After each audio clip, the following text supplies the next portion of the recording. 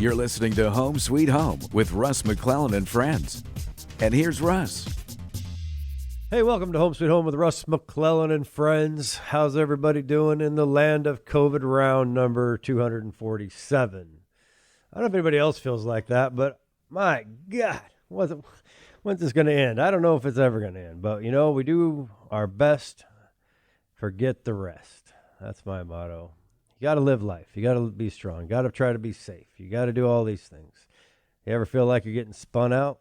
Well, everybody does at some point, and I've said it before, I'll say it again, tough times don't last, tough people do, and we will get through this together. That, I promise you, we're very grateful, and every morning I wake up and I say, you know what, I'm glad I'm an American, I'm glad I live in North Central Washington, and I'm one of the very lucky few. So for me, that personally helps a lot, just to remember to be grateful for what you have and focus on that. All right, today I got one of my good friends and gangster at Keller Williams. Kyle Hurst, are you on the phone? I'm right here. Hey, Kyle, thanks for jumping on.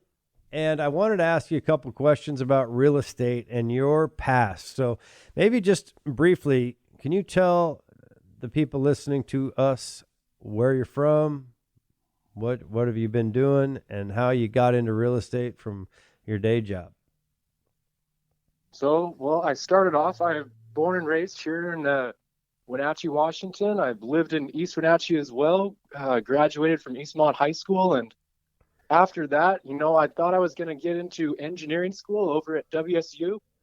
Went over there for a couple years and learned that I didn't want to be an engineer anymore and that I just needed to kind of follow what my heart was telling me to do. And at that time of life, it was orchard management. My grandparents had an orchard growing up that I spent a majority of my time at. Growing up, I would ride my bike out there all the time. Upon graduating, I had a horticulture degree and a bunch of minors in business economics and some other stuff like that. And I got an internship with a company out in Quincy, Washington. This is about a medium-sized orchard, and they basically brought me out there and they allowed me to work with ownership, management, and the field workers out in the field. It was a really great experience. Probably something about this that was a turning point in my life was the times I was able to spend with the owners of the orchard. These were kind of people that I had never been exposed to growing up. And they basically showed me the complete other side of the coin, completely a whole nother way of thinking, an entirely another way of life, to be honest with you. And after these hour-long conversations I'd have with them, they would then send me back out into the orchards where I didn't speak a whole lot of Spanish. And so, you know, I basically had a whole lot of time to really reflect on what they were saying and create kind of a plan on how am I getting to the next level in life. And one of the ways that one of the owners exposed me to was he graduated from Wazoo just like I did.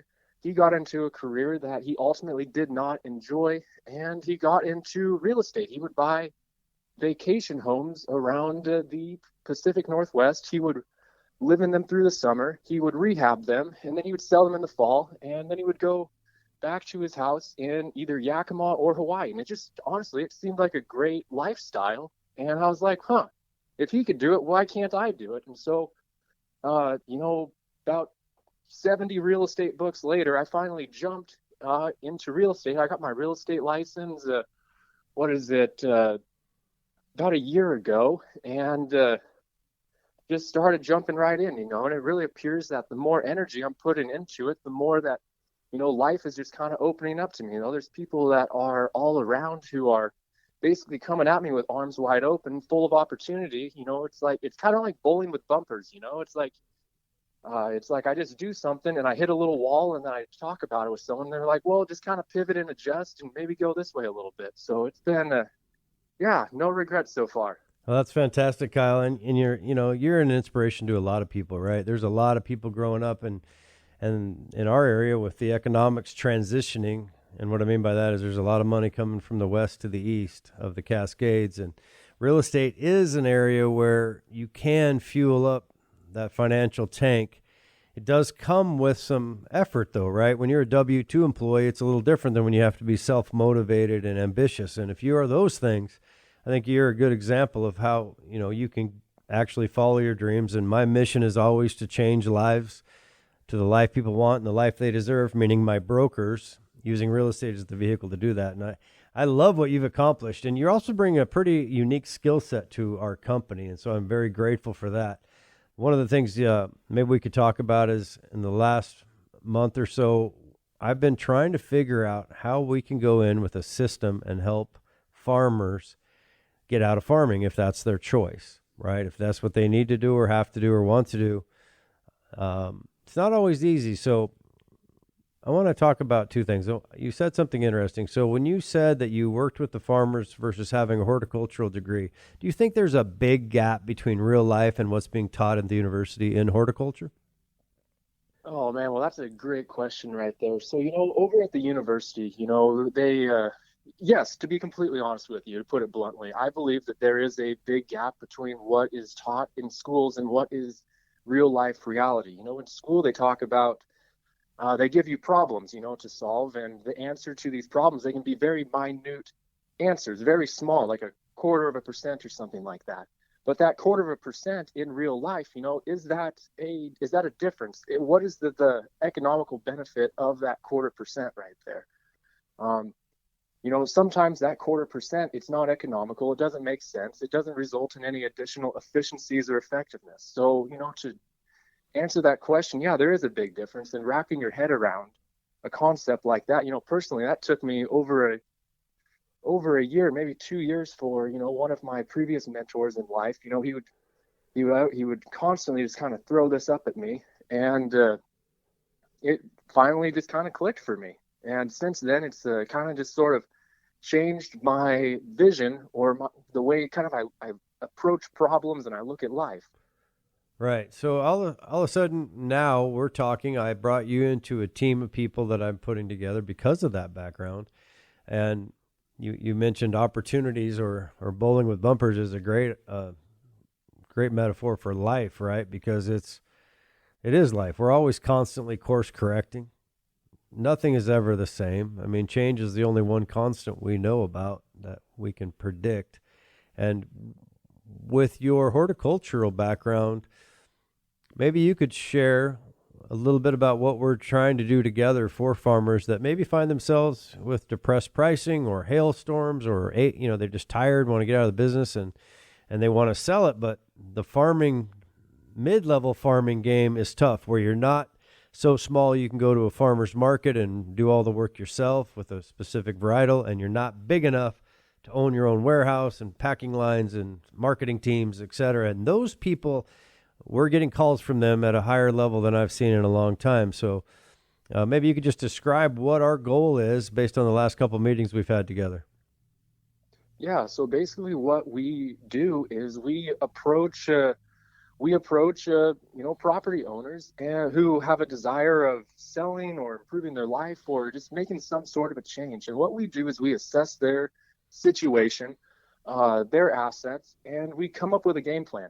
What is the highest and best use of your piece of property and what you have in your hands? And what we do is we work together with you as a team, and we come up with how can we get you out of your current situation with the most money in your pocket in, a timely and effective manner that meets your schedule and goals.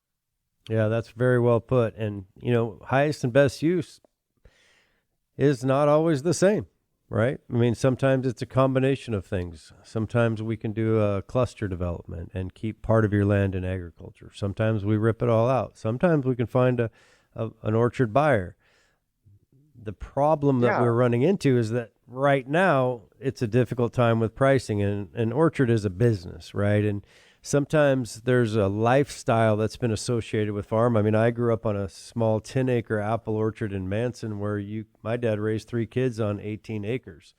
Most of that time he had 10 acres and, small enough he did all the work, and he had a day job as a hired man for 16 years, 6 of which he worked during the day for the hired man, and then he farmed his orchard at night with a flashlight. So the work ethic was there, but they got rewarded. When you had a good year, it really made up for some of those bad years. Lately, it's been challenging for a lot of people, and of course it depends on varietals, but I love the fact that you can bring the horticultural side of life and really put the commodities to work on paper so we can analyze them from a very realistic perspective. Would that be fair?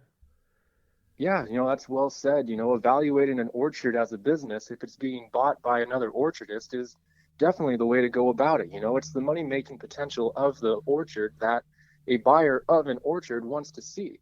If zoning does not allow a development or some other, use of the land, then an orchard is the way to go about it. And what we need to do is we need to evaluate it variety by variety, block by block, take in consideration all of the yields, all of the pack outs. So we can basically approach this as if we are flipping a house and then selling it to someone else. It's kind of,